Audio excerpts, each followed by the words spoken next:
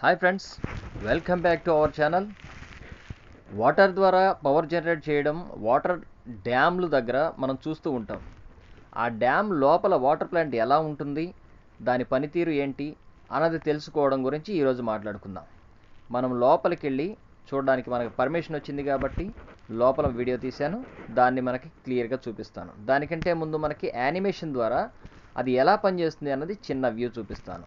ఇలా బ్యాక్ మనకి స్టోరేజ్ ఉన్న వాటర్ని డ్యామ్ గేట్స్ ద్వారా కాకుండా ఒక పైప్ లైన్ ద్వారా టర్బైన్ని తిప్పడానికి ఈ విధంగా డిజైన్ చేసి రన్ చేస్తారు.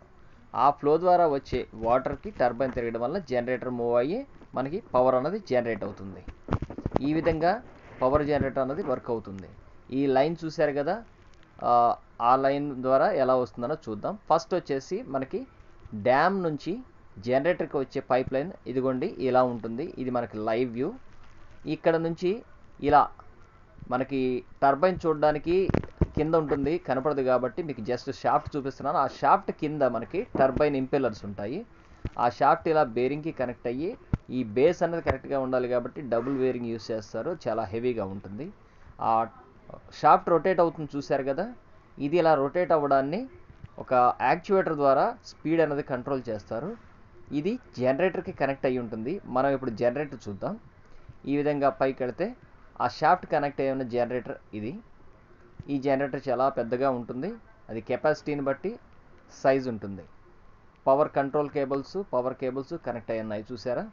ఇది స్పీడ్ కంట్రోల్ చేయడానికి యూజ్ చేసే యాక్చువేటర్ ఇది. ఈ యాక్చువేటర్ హైడ్రాలిక్ ద్వారా పనిచేస్తుంది.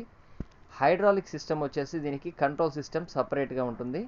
ఇదిగోండి చూడండి, నేను జూమ్ చేస్తున్నాను. ఈ విధంగా ఈ హైడ్రాలిక్ సిస్టమ్ ఏదైతే ఉందో ఆ యాక్చువేటర్ని కంట్రోల్ చేస్తుంది. అది లోపల మూమెంట్ చేస్తున్న దాన్ని బట్టి లీప్స్ అన్నది ఓపెన్ క్లోజ్ అవుతాయి. దాన్ని బట్టి ఈ యాక్చువేటర్ ఆపరేట్ అవుతుంది. దీన్ని అంతటిని కంట్రోల్ చేయడానికి మనకి కంట్రోల్ రూమ్ అనేది ఒకటి ఉంటుంది. ఆ కంట్రోల్ రూమ్ ద్వారా కంట్రోల్ అవుతుంది. ఇది మనకి షాఫ్ట్ ఇంపిల్లర్కి కనెక్ట్ అయిన ఏరియా. ఈ పైప్ లైన్ నుంచి వస్తుంది. మరొకసారి చూడండి, దీని నుంచి వచ్చే వాటర్ ద్వారా మాత్రమే మనకి ఆ షాఫ్ట్ అనేది రొటేట్ అవుతుంది. ఇది చాలా డేంజర్ ఏరియా, ఇక్కడికి వెళ్ళడానికి చాలా రిస్క్ చేశాను. ఇదండి, ఇది రెండవ జనరేటర్. ఈ రెండవ జనరేటర్ కూడా రన్నింగ్లోనే ఉంది. ఈ రెండు జనరేటర్లు వాటర్ ఎక్కువగా ఉండటం వల్ల రెండు జనరేటర్లు రన్నింగ్లో పెట్టారు. మనం ఇప్పుడు కంట్రోల్ రూమ్ వ్యూ చూద్దాం. ఇది కంట్రోల్ రూమ్ వ్యూ అండి. ఈ కంప్యూటర్ ద్వారా రెండు జనరేటర్లు అన్నది దాని స్టేటస్ ఏంటి, దాని voltage, amperes and bearing temperatures, running condition మొత్తం కూడా అప్డేట్ ఉంటుంది. ఇదంతా కూడా ఈ కంట్రోల్ ప్యానల్ ద్వారా మనకి వర్క్ అవుతుంది. ఈ కంట్రోల్ అంతా కూడా ఈ పిఎల్సి ద్వారా వర్క్ అవుతుందండి. అన్నిటికీ మూలం ఈ పిఎల్సి. పిఎల్సి అంటే ఎలక్ట్రిసిటీ కంట్రోల్స్లో మనకి బ్రెయిన్ అన్నట్టు. ఈ విధంగా మనం దీన్ని వర్కౌట్ చేస్తూ రన్ చేస్తూ ఉంటామండి. ఈ పిఎల్సికి మనకి ఈ జనరేటర్ నుంచి ప్రతి ఇన్పుట్ అంటే బేరింగ్ టెంపరేచర్ కానీ సెన్సర్స్ ద్వారా ప్రతి ఇన్పుట్ పిఎల్సికి వెళ్తుంది. ఈ రెండు జనరేటర్స్ నుంచి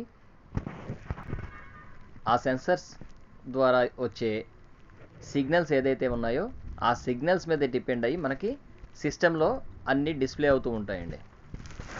ఈరోజు నేను చూపించిన ఈ వ్యూ మీకు నచ్చినట్టయితే please like my video and మరిన్ని వీడియోల కోసం please subscribe my channel. Thank you.